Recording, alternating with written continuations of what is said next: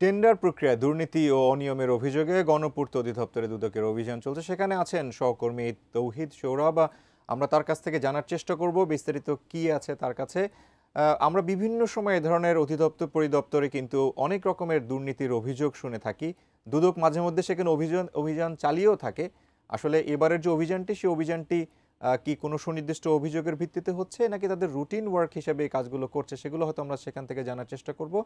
আমাদের সহকর্মী তৌহিদ সৌরভ সেখানে আছেন। আমরা দুদকের বিভিন্ন সংবাদ তার মাধ্যমেই পেয়ে থাকি। দেখার বিষয় রয়েছে। তৌহিদ সৌরভ কি জানান আমাদেরকে? আওয়ামী লীগ সরকারের পতনের পর আপনি জানেন একটি বড় দুর্নীতি, নানা অনিয়ম অভিযোগে আওয়ামী লীগ সরকারের পতন হয়েছিল, যার অন্যতম কারণ ছিল দুর্নীতি সহ বিভিন্ন অনিয়ম। গৃহায়ণ ও গণপূর্ত অধিদপ্তরে দুর্নীতি দমন কমিশন এই মুহূর্তে এসেছে। তার আগে একটু জানিয়ে রাখি যে গৃহায়ণ গণপূর্তের ব্যাপারে নানা ধরনের অভিযোগ দুর্নীতি দমন কমিশন বিভিন্ন সময় তারা অনুসন্ধান করেছেন। বিশেষ করে এই মন্ত্রণালয়ের যারা মন্ত্রী প্রতিমন্ত্রী ছিলেন, ওবায়দুল মুক্তাদির চৌধুরী, সমর রেজাউল করিম, শরীফ আহমেদ সহ এই মন্ত্রণালয় গত 15-16 বছরে যারা মন্ত্রী এমপি ছিলেন, প্রত্যেকের বিরুদ্ধে দুর্নীতির অনিয়মের যে অভিযোগগুলো ছিল সেটাও কিন্তু দুর্নীতি দমন কমিশন খতিয়ে দেখছে। এর বাইরে এখানকার এই মুহূর্তে যিনি প্রধান প্রকৌশলী রয়েছেন শামীম আক্তার সহ বিভিন্ন কর্মকর্তাদের বিরুদ্ধেই কিন্তু দুদকে অভিযোগ রয়েছে, এবং সেই তারই মধ্যে আজকে দুর্নীতি দমন কমিশন গৃহায়ণ গণপূর্ত অধিদপ্তরের প্রধান কার্যালয়ে এসেছেন। তাদের কাছে এই মুহূর্তে যে অভিযোগটি রয়েছে সেগুলো হচ্ছে বিভিন্ন প্রকল্পে টেন্ডার অনিয়ম প্রাক্কালীন যে প্রকল্পের যে প্রাক্কালীন যে মূল্যায়ন থাকে সেটি ফাঁসের কথা দুর্নীতি দমন কমিশনের যে অভিযোগ রয়েছে তারই অনুসন্ধানে দুদকের মধ্যে রয়েছেন।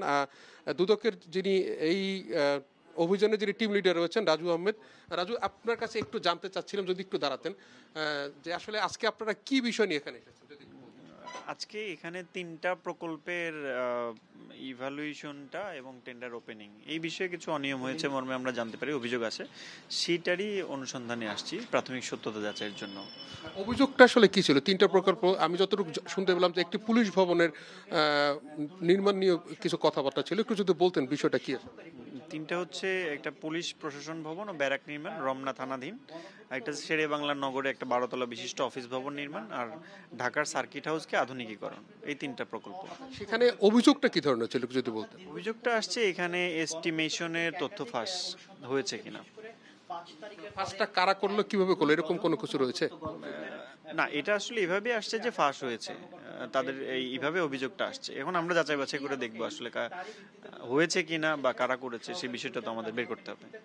যাচাই বাছাই প্রক্রিয়াটা শেষে আপনারা আসলে কি করেন? মানে আপনি তো একটা অভিযানে আসলেন, পরবর্তী প্রক্রিয়াটা কি থাকে? যাচাই বাছাই শেষে আমরা একটা প্রতিবেদন তৈরি করে কমিশনে সাবমিট করি, তারপরে কমিশন সেটা সিদ্ধান্ত গ্রহণ করেন। আচ্ছা, শুনলেন। আমি এই মুহূর্তে আমি যে রুমটিতে রয়েছি এটি হচ্ছে এই নির্বাহী প্রকৌশলী কায়সার ইবনে শাইখ। আপনি যদি একটু বলতেন যে আসলে বিভিন্ন সময় দুদক আপনাদের এখানে অভিযান করেছে, বিভিন্ন অনিয়ম দুর্নীতির কথা বলা হয়েছে, আজকে যে অনিয়ম দুর্নীতি নিয়ে এসেছেন একটু যদি বলতেন সেই বিষয়টা আপনার আসলে। ধন্যবাদ আপনাকে। এটা আসলে অনিয়ম দুর্নীতি না, এটা একটা বিষয়ে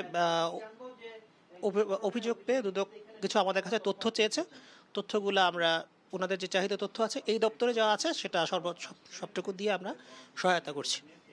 এর আগেও দুদক আপনাদের এখানে অভিযান চালিয়েছে এবং বিভিন্ন সময় বিশেষ করে গণপূর্তের দুর্নীতি অনিয়ম এটাই একেবারে মানুষের মুখে মুখে। আসলে যদি একটু বলতেন যে এই প্রতিষ্ঠানটার এত অনিয়ম দুর্নীতির কথা কেন শোনা যায়? এ বিষয়ে আমার কোনো মন্তব্য নেই, কিন্তু আমার মতে গণপূর্ত অধিদপ্তর দুর্নীতি করে না, এবং গণপূর্ত অধিদপ্তর অনেক ভালো কাজ করে, এবং ঢাকা শহরে যে দৃশ্যমান এবং সারা বাংলাদেশে যে দৃশ্যমান সুন্দর এবং নান্দনিক স্ট্রাকচারগুলো হয়েছে এগুলাতে গণপূর্ত অধিদপ্তর নিরলসভাবে অনেক ভালো কাজ করেছে এবং সুনামের সাথে কাজ করেছে। ধন্যবাদ আপনাকে। আসলে শুনলেন যে এই নির্বাহী প্রকৌশলী, ওনার নাম হচ্ছে কায়সার ইবনে শাইখ। উনি যেটি বলেছেন যে গণপূর্ত অধিদপ্তর কেউ দুর্নীতি করে না, এবং ঢাকা সহ সারা দেশে যত নান্দনিক যে স্থাপনাগুলো রয়েছে সেটি তারা নির্মাণ করেন, তাদের আসলে দুর্নীতি করার সুযোগ নেই। যদিও দুদকের কাছে বিভিন্ন সময় যে অভিযোগগুলো এসেছে, দুদক বিভিন্ন সময় যে অনুসন্ধান করেছে তাতে গণপূর্ত অধিদপ্তরে অনেকেই আসামি হয়েছেন, অনেকের বিরুদ্ধে আদালত সাজাও দিয়েছে। এখন দেখার বিষয় আজকে যে তারা যে অভিযানটিতে এসেছেন, তারা যে তথ্য সংগ্রহ করছেন, পরবর্তীতে আসলে কি হয়।